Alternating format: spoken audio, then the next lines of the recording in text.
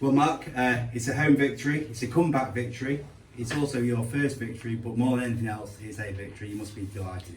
Yeah, we are. Ultimately, it's 3 points. It's another game where, somebody not necessarily missed an opportunity to catch us, but we've stopped somebody from gaining on us, so that's really important. The closer we get to the end of April, the better.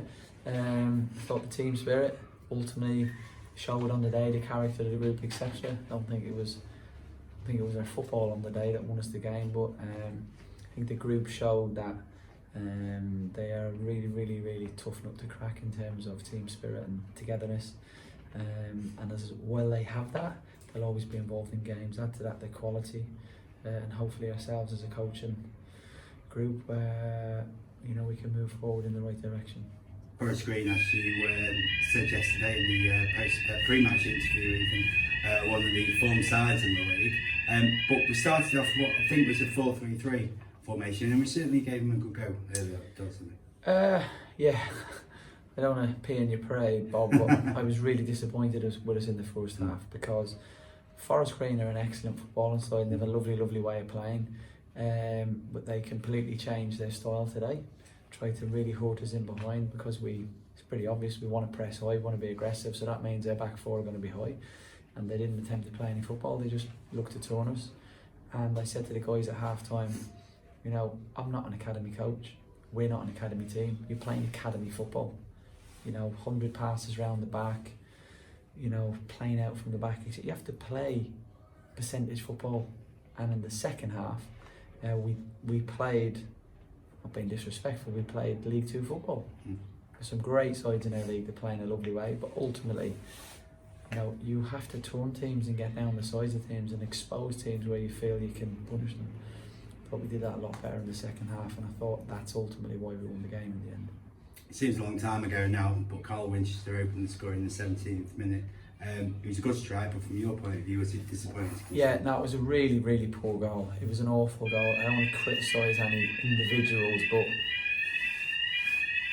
when you're watching a game, as it's happening, if I could have paused it before he got in a position to strike, I would have said this is going to end up in the back of the net. So what I don't want to do is stand here and criticise individuals. But it was pretty obvious to me at the side that we were really naive in the first half, in terms of how we played, trying to play through midfield when it wasn't on. I was really annoyed at half time.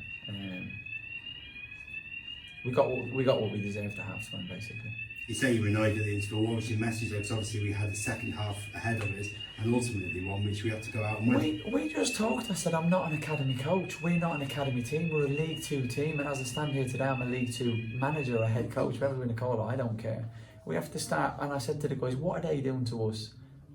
Sexy Forest Green, one of the best footballing teams in the league. What are they doing to us? They're turning us. They're putting it down. They're getting you running back towards your goal. So what are we going to do to them? What did we talk about before the game? The massive plus of that is you give information, you ask, and that's what we did. We want to play football at the right times, but we need to win games of football. The early stage of the second half saw Forest Green awarded the penalty. I don't know if you got a clear view of that or not, but still, it was a tremendous save, wasn't it, from Johnny Mitchell?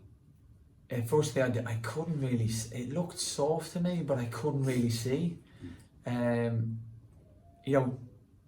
Reece, who's been brilliant for us and has trained fantastically well, and just finds himself really unlucky to be out of the team. But I said to Butts before he takes it, I really fancy him to save this. I thought it was an unbelievable save, because I need to see it again, but it looked like a really good penalty. Probably a nice height for the keeper, and ultimately that with a couple of other things, that plays a huge part in winning the game, because at 2-0 down against them, the likelihood of us coming back and scoring 3 goals, I'm not going to be a smarty pants, but it's probably not going to happen. You subsequently introduced Paddy Osadebe and Ben Stevens to the action. How did you envisage them changing the dynamics of the game? Yeah, look, we felt Joe really needed some help up front. We wanted to get some pace alongside, and we brought Paddy on and kept the shape the same. We knew that, but we brought Paddy on knowing we were going to change to 4-4-2.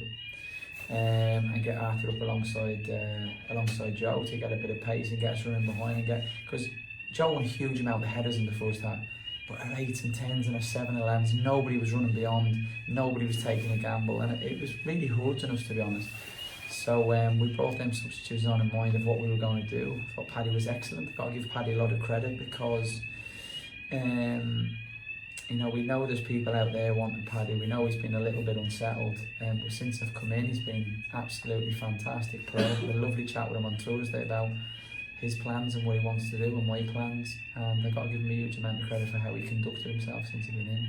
Ben Stevens, outstanding when he came on, ends up going right back, does an unbelievable job, and does the things that people criticise him for, not being tough, not winning headers, doing the ugly side of the game, because we all know he can play. And you know, I apologised to Bloidy after the game because we brought him on with a particular plan, and within, I don't know, 2 or 3 minutes, he ends up playing up front of his own because we have a man sent off, and does an amazing job for the team. So it's a big win. I was stood watching the game for the second half behind the Star Lane end, and for a good 15 minutes, not joking, a good 15 minutes before Joe Ironside scored, they were singing his name. Harry Stokes and all the Mactown fans were singing Joe's name. He paid them brilliantly, didn't he? What a great clinical strike it was. I love him. I think he's first of all, I can't explain to you what a lovely, lovely lad he is. I can't explain to you what a top team player he is, because some players are great players, but they're not team players. He's the ultimate team player. And thirdly, I keep saying to him, I really feel for him, because I said, it's not your fault you're not getting goals, it's our fault. And it's my job as a coach to find a way, whether it's bringing in more firepower if we can, getting people in the right positions, whether it's changing the shape, we need to find a way to help you. So I was so happy that he got his goal today, because he really deserves that. So I've chuffed the bits that I seen it nestled in the bottom corner. Do you have any complaints about the red card? No, I think it was I don't mind admitting this, a top player takes him out. I said to him after the game, you've won me the game. And when I was stood there, if he didn't take him out, I'd have came in and went, guys, we're naive. You got to take him out. Not break his leg, but just foul him. Take him out and we'll see the game out. And I said, you're going to miss the game on Tuesday, I'm assuming, Bob. Yeah. And I said, and when you're ready, you're going to come back in and play right back again. Yeah. I thought it was brilliant. I was delighted you did it. You said about winning the game, other way to win the game with Arthur's strike. Yeah, I said to Arthur before the game, he was walking out, he did his warm-up, came in, got changed for post warm-up, and as he was walking out, the lad called him back, and I said, if you do what I want you to do off the ball, you'll be our best player, but if you don't do what I want you to do off the ball, you'll be our weakest player.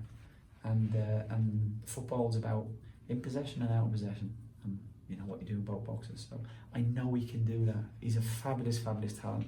He's a lovely boy. I told him last week at Crew, I called him over, I said to him, I love you, and he's just a big smile on his face. He's a lovely kid, he's got great talent, he's a really good player, and I hope at the end of the season we're struggling to hold on to him, because that'll mean he's doing the right things, and he's certainly got the ability to do it, and it'll be our job to convince him to stay. But he won't have that unless he does the ugly side of the game and is structured in how I want him to play.